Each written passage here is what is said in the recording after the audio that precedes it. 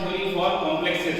ठीक है, मैंने उस दिन बताया था आपको कि अपन वैलेंस बॉन्ड थ्योरी पढ़ेंगे आज, और valence bond theory for complexes was given by Linus Pauling.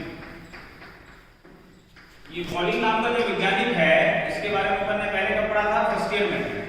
First year में आपको valence bond theory for simple molecules बताया था, और सिंपल मॉलिक्यूल्स के अंदर कौन कौन था? Heitler and Dalton, Pauling and Slater और गिलेस्पी एंड नियोम। तो ये सारे के सारे रेस्पॉन्सिबल थे valence bond theory for simple molecules. लेकिन आज हम पढ़ेंगे valence bond theory for complexes. दोनों में बहुत फर्क है, और ये जो कॉम्प्लेक्सेस होते हैं अपन को मालूम है, इसमें एक तो होता है मेटल, एक होता है लिगेंड। और ये जो मेटल और लिगेंड है, इनके में क्या खासियत होती है? खासियत ये होती है कि मेटल जो है वो इलेक्ट्रॉन ग्राही होता है और इलेक्ट्रॉन पेयर एक्सेप्ट करेगा, इलेक्ट्रॉन पेयर एक्सेप्ट करेगा। और लिगेंड क्या करेगा? लिगेंड ऐसा होना चाहिए जिसके पास में इलेक्ट्रॉन पेयर हो, और इलेक्ट्रॉन पेयर होंगे उसके लिए क्या कंडीशन है? इलेक्ट्रॉन पेयर को डोनेट करके एक कोऑर्डिनेट बॉन्ड बनाएगा। तो ये कॉम्प्लेक्स जो है अपन उसको क्या बोलते हैं? कोऑर्डिनेशन कंपाउंड बोलते हैं ना। तो लिनस पॉलिंग द्वारा दिया गया वैलेंस बॉन्ड थ्योरी का सिद्धांत, उसके मुख्य अभिधारणा यानी पोस्टुलेट्स क्या क्या है? तो पोस्टुलेट्स के अंदर सबसे पहले क्या बताना है आपको कि ये जो थ्योरी है वो आपको क्या क्या बताती है? Valence bond theory for complexes अपन को बताती है अबाउट जो भी आपका मेटल लिगेंड के बीच में बॉन्ड है उसकी प्रकृति, यानी बंध की प्रकृति के बारे में बताती है। दूसरा, जो संकुल बना है उसके स्थायित्व के बारे में बताती है कि जो भी कॉम्प्लेक्स बन रहा है वो स्टेबल है या नहीं है। तीसरा, वो बताती है कि जो भी संकुल बना है उसकी ज्योमेट्री क्या है, ज्यामिति क्या है, और साथ ही साथ उसके अंदर जो चुंबकीय गुणधर्म है उसके बारे में भी आपको बताती है।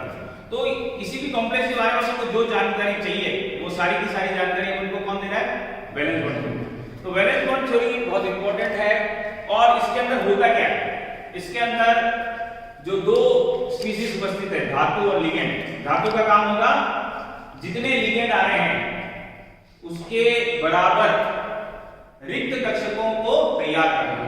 और ये रिक्त कक्षक कौन कौन से हो सकते हैं? S, कोश, P और D। तो S, P और D ये तीनों तरह के जो कोश हैं वो अपन को खाली चाहिए। किसके लिए खाली चाहिए? कि जितने भी लिगेंड हैं वो लिगेंड आएंगे और अपने इलेक्ट्रॉन पेयर उसमें देंगे और कोऑर्डिनेट बॉन्ड बनाएंगे। तो सबसे पहला जो पोस्टुलेट है वो ये कहता है कि धातु ऐसा होना चाहिए जिसके पास में रिक्त कक्षक उपस्थित हो, लिगेंड ऐसा होना चाहिए जिसके पास में डोनेट करने के लिए लोन पेयर होने चाहिए। फिर उसके बाद में क्या होता है?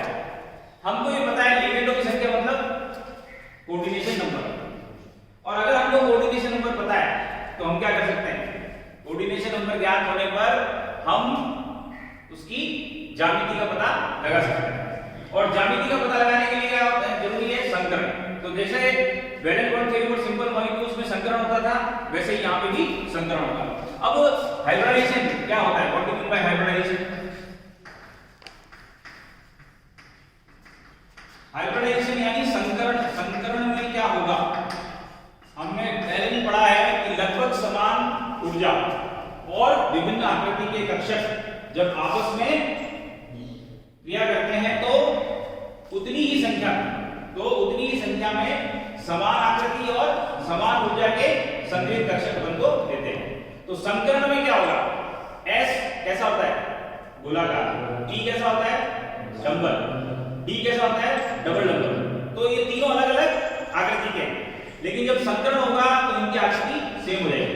तीनों की ऊर्जा में अंतर है। सबसे लोअर एनर्जी का कौन है? S। उससे थोड़ा सा ज्यादा P, उससे थोड़ा सा ज्यादा D।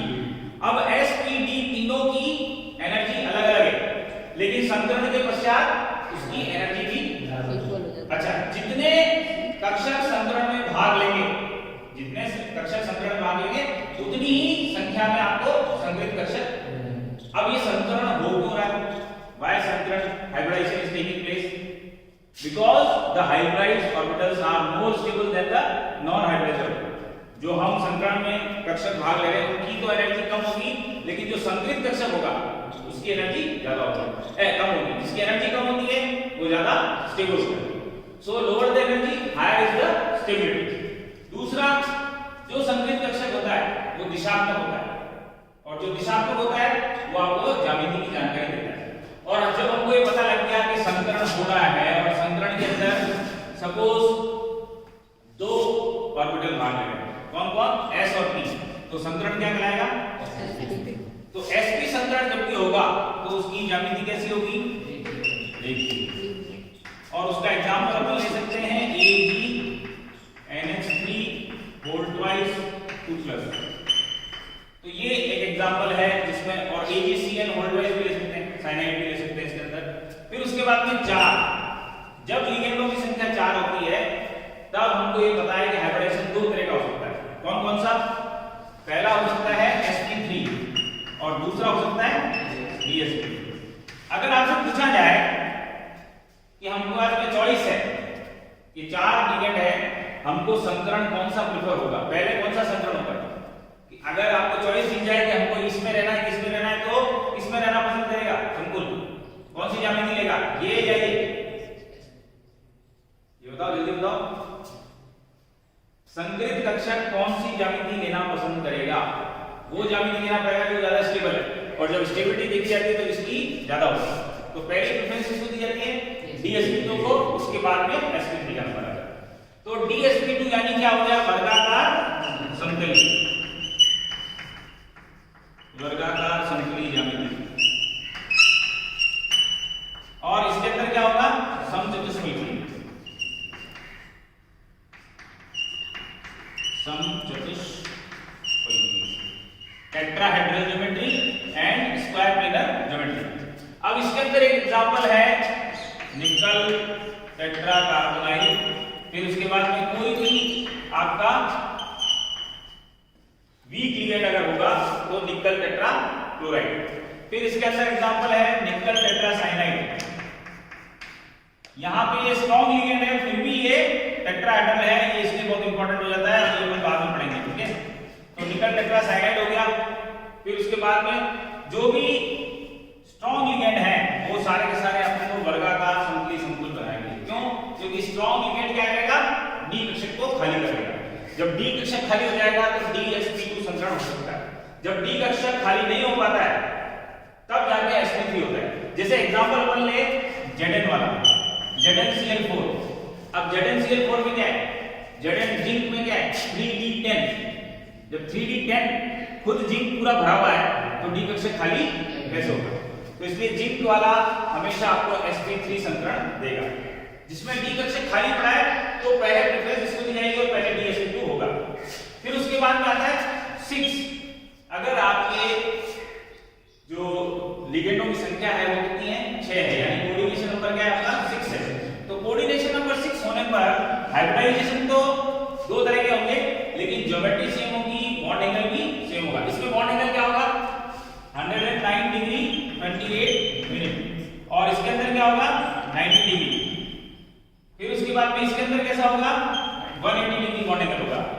यहां पर आप देखोगे sp3d2 और d2sp3 दोनों में जो ज्यामिति होगी वो कैसी होगी, अष्टफलकीय, ऑक्टाहेड्रल, अष्टफलकीय, अष्टफलकीय ज्यामिति है, और बॉन्ड एंगल दोनों में 90 का होगा। लेकिन इन दोनों हाइब्रिडेशन में रात दिन का अंतर है। एक तरफ आप देख रहे हो sp3d2। अब ये जो sp3d2 है इसका मतलब ये हुआ यहाँ पे ns, np और nd कक्षक भाग ले रहे हैं। संकरण में कौन भाग ले रहा है, ns, np और nd।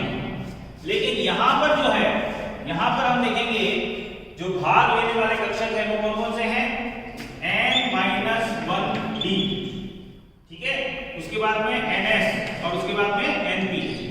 तो ये कक्षक इसमें भाग लेंगे, कौन कौन से, n-1। अब n-1 d कक्षक भाग ले रहा है, इसका मतलब वो अंतर कक्षक है, और अंतर कक्षक की एनर्जी कम होती है।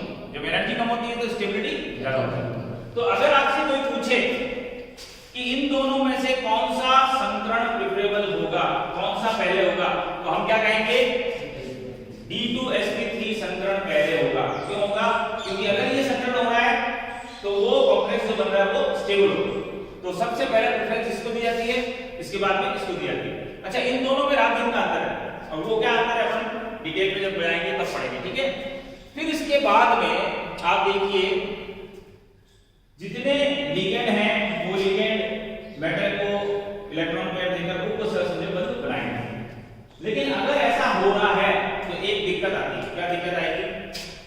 6 लिगेंड अगर आ गए, ठीक है, 6 लिगेंडों ने मेटल को कितने इलेक्ट्रॉन पेयर दिए? इलेक्ट्रॉन दिए 6 इलेक्ट्रॉन पेयर मींस 12 इलेक्ट्रॉन।